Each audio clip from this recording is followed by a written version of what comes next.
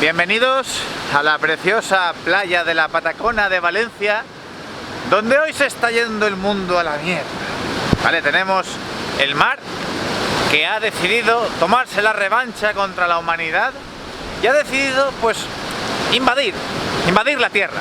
Ahora mismo mis pies están pisando arena de playa mojada. De hecho, la playa empieza aquí, a unos 200 metros de donde empieza de normal, más o menos. Si no fuera porque hace un frío de la hostia, me pegaría un chapuzón. Pero la verdad es que voy a coger una pulmonía de cojones, así que creo que me voy a pirar. Aparte es que voy a palmar la cámara, porque se me está mojando. Pero esto es algo inédito. Olas de 8 metros. Olas de 8 metros en Valencia, eso no se había visto nunca en la vida. Se está yendo el mundo a la mierda, colegas. A la puta mierda. Y todo es nuestra culpa. Todo es tu culpa. Tu culpa. También.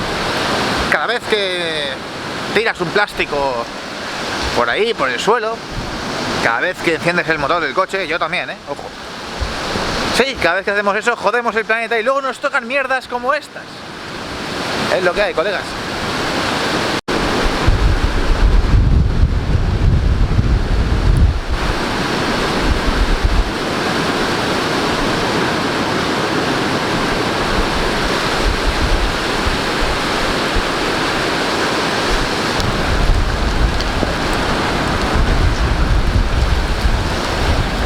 Vale, ya está.